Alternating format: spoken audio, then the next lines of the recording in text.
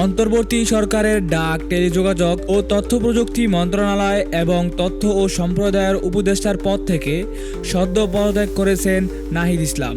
পদত্যাগের পর তার ব্যাংক অ্যাকাউন্টে কত টাকা আছে তা নিজেই জানালেন। এক ফেসবুক পোস্টে তিনি লিখেন, উপদেষ্টা পদে যোগদানের আগে আমার কোনো ব্যাংক অ্যাকাউন্ট ছিল না। 21শে আগস্ট উপদেষ্টা পদে দায়িত্ব পালনের জন্য সম্মানী গ্রহণের লক্ষ্যে সরকারিভাবে সোনালী ব্যাংকে একটি ব্যাংক অ্যাকাউন্ট খুলেছেন তিনি।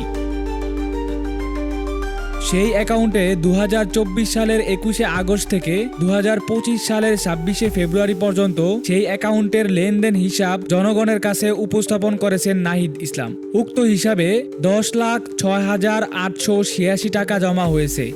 এর মধ্যে 9,96,148 টাকা উত্তোলন হয়েছে। তিনি আরও লিখেন, সোনালী ব্যাংকের এই অ্যাকাউন্ট ছাড়া আমার আর কোনো ব্যাংক অ্যাকাউন্ট নেই।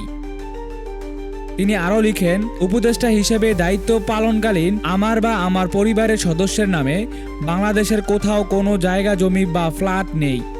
আমার বা আমার পরিবার কর্তৃক কোনো কিছুই ক্রয় করা হয়নি। সদ্য পদত্যাগ করা এই উপদেষ্টা লিখেন, আমার একান্ত সচিবের ইসলামী ব্যাংক বাংলাদেশের হিসেবে 36,028 টাকা রয়েছে।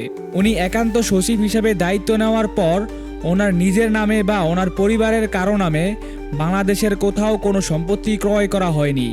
নাহিদ লিখেন, এছাড়া আমার ব্যক্তিগত কর্মকর্তা সহ সংশ্লিষ্ট যে কারো স্বচ্ছ হিসাব রয়েছে, প্রয়োজনে তা উন্মুক্ত করা হবে।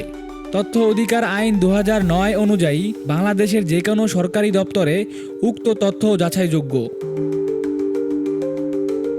Mahin Islam Pabel, news triple I, Dhaka.